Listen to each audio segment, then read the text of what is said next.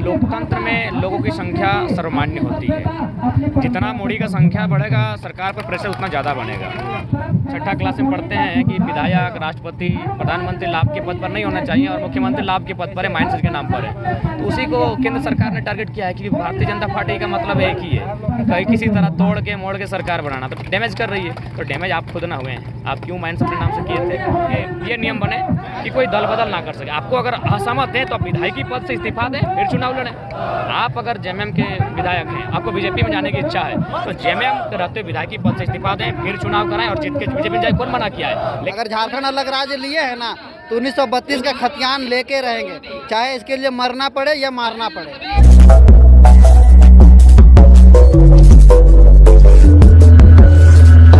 आज आप लोग 1932 के खतियान को लागू कराने को लेकर यहाँ पर घेराव किया है, क्या झारखंड विगत 22 वर्षों से आज जल रहा है, झुलस रहा है। झारखंड की पहली मांग यही है कि झारखंडी कौन है। कोई भी राज्य नया बनता है, उस राज्य का जो पहला नीति बनता है वो बनता है स्थानीय नीति कि उस राज्य के कौन है। क्योंकि पूरे भारत के लोग राज्य के में समाएंगे नहीं।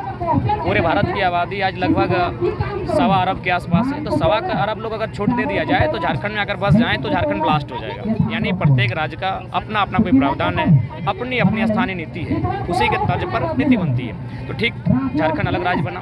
अलग राज्य बनने के बाद आज तक झारखंड में स्थानीय नीति तय नहीं हो पाई है और उसी को लेकर 22 सालों से हम लगातार संघर्ष कर रहे हैं और हमारा संघर्ष आज भी चल रहा है और हम लोग संघर्ष को आगे भी रखेंगे जब तक हमारे पक्ष में स्थानीय नीति नहीं बन जाती। आपको पता है कि झामुमो के जो विधायक है वो भी लगातार 1932 के खतियान को लागू कराने को लेकर आप लोगों के साथ संघर्ष कर रहे हैं। तो सरकार उनकी बात नहीं मानती, क्या लगता है कि इतनी सारी आम जनता की बात मानी? देखिए, लोकतंत्र में लोगों की संख्या सर्वमान्य होती है। जितना मोदी का संख्या बढ़ेगा सरकार पर प्रेशर उतना ज़्यादा बनेगा। तो इसलिए लोकतंत्र का अनुपालन करते हुए हम लोग एक बार लोगों के माध्यम से सरकार तक आवाज़ रख रहे हैं। कितने दिनों तक आप लोग ये आज और कल 2 दिवसीय सत्याग्रह आंदोलन है। हम लोग सत्य पर आधारित नीति की मांग को लेकर यहाँ बैठेंगे। उसके बाद आगे की रणनीति अगली बैठकों में होगी और इस सभा के बाद होगी। सरकार मौन धारण किए हुए है। देखिए, सरकार मौन धारण करने के कारण सरकार खुद दोषी है। छठा क्लास में पढ़ते हैं कि विधायक, राष्ट्रपति, प्रधानमंत्री लाभ के पद पर नहीं होना चाहिए और मुख्यमंत्री लाभ के पद पर है, माइनस के नाम पर है। तो उसी को केंद्र सरकार ने टारगेट किया है कि भारतीय जनता पार्टी का मतलब एक ही है, कहीं किसी तरह तोड़ के मोड़ के सरकार बनाना। तो डैमेज कर रही है, तो डैमेज आप खुद ना हुए हैं। आप क्यों माइनस अपने नाम से किए थे? तो यही मामला सामने है कि सरकार अपना सत्ता को बचाना चाहती है और बीजेपी इस अवसर का लाभ लेना चाहती है। पक्ष और विपक्ष दोनों सोए हुए हैं इस मामले को लेकर। वे हिंदुत्व और मैंने आपका हिंदू, मुस्लिम, इंडिया, पाकिस्तान जाया जा सके, लेकिन आज देश का जो ज्वलंत मुद्दा है वो है आपका नियोजन, वो है रोजगार, वो है भ्रष्टाचार। उस पर कोई बात नहीं करना चाहता है। पूजा सिंघल IAS 25 करोड़ मामला पैसा बरामद होता है। 3 विधायक फंसते हैं।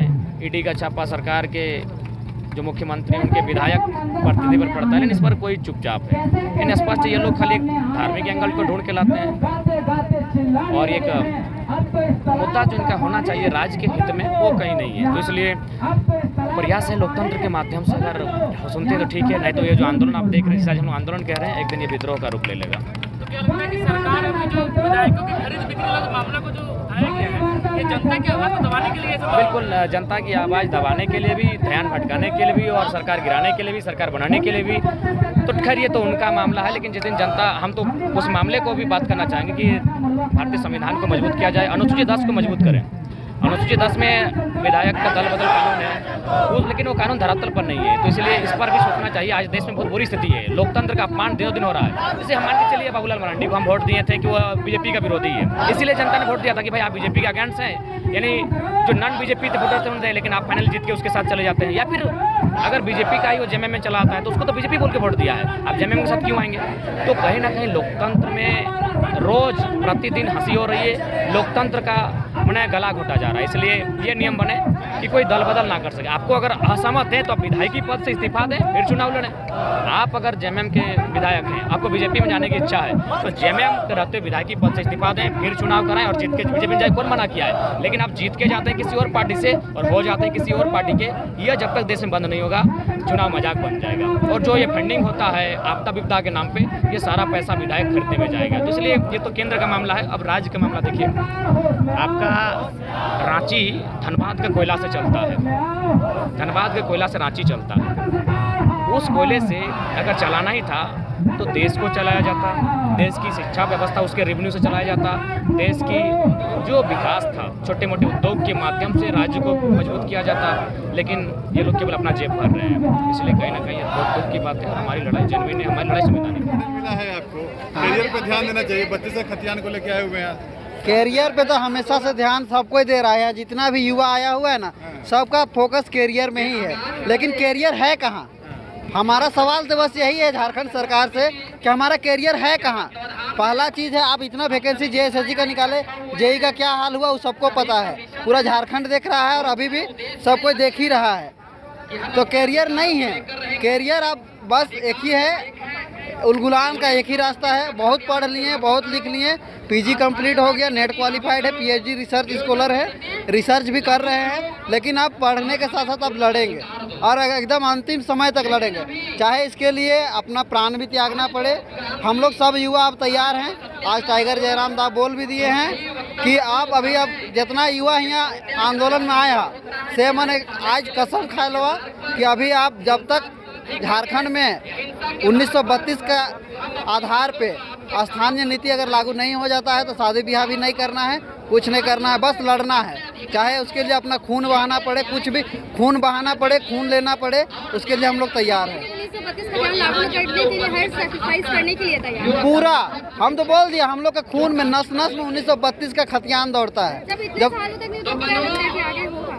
हाँ, संघर्ष से ही जब 200 साल भारत के बाद आज़ाद हो सकता है तो झारखंड उससे पहले से भी लड़ ही रहा है ना। लड़ेंगे। अगर झारखंड अलग राज्य लिए है ना तो 1932 का खतियान लेके रहेंगे, चाहे इसके लिए मरना पड़े या मारना पड़े। प्राचीन मिलने के बाद भी अब करियर को लेकर आशंकित है।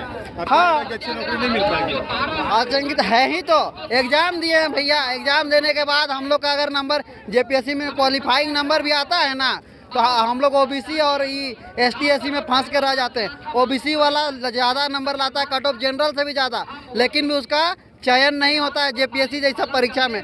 पहले जेपीएससी में 400 नंबर का मातृभाषा का परीक्षा होता था। जो झारखंड में 9 भाषा है ना, उसमें 400 नंबर का होता था। अभी उसको घटा के कितना कर दिया गया है? 150 नंबर कर दिया। पहले जब 400 नंबर का होता था उस समय देख लीजिएगा, आप लोग प्रेस रिपोर्टर हैं, आप लोग निकालिएगा डाटा और देखिएगा, उस समय सिर्फ झारखंडी का ही होता था। बीडीओ, सीओ, जितना भी होता है ना झारखंड का पदाधिकारी, सब झारखंडी बनता था। लेकिन अभी कौन बन रहा है? अभी पकड़ा रही है कौन? पूजा सिंघल जैसा भ्रष्ट नेता। और अभी कहाँ है? हाँ, अभी कहाँ है? उसका बरियातू में बन जाता उतना बड़का बिल्डिंग और अभी भी कार्य प्रगति पे। जो कौन सा जमीन में है? अभी झारखंड से छुपा नहीं है ना, खुदकट्टी जमीन में। खुदकट्टी जमीन कौन बनाया झारखंड में? मुंडा लोग बनाया है। जब मुंडा लोग का ज़मीन में यहाँ जो सबसे प्राचीन जनजाति जो असुर है, असुर आज विलुप्त के कगार पे है। सरकार सिर्फ वोट लेने के लिए यहाँ के जनजाति लोग के मानसिकता के साथ खिलवाड़ करता है और भाषा के साथ। अगर भाषा का विकास ही करना रहता, हम खुद नागपुरी का छात्र हैं, अपना मातृभाषा पढ़ रहे हैं। आईएससी करने के बाद स्ट्रीम चेंज किए क्योंकि पता चला कि लाखों करोड़ों का भीड़ है। अब वहाँ से हमको हट के कुछ अलग सोचना चाहिए। जब अपना भाषा को बढ़ावा देने के लिए हम अपना भाषा में गोल्ड मेडल जीते, उसके बाद भी हमको लग रहा है कि मेरा भविष्य अंधकार है, तो क्या फ़ायदा ऐसा सरकार को चुनने का? अब युवा जाग चुके।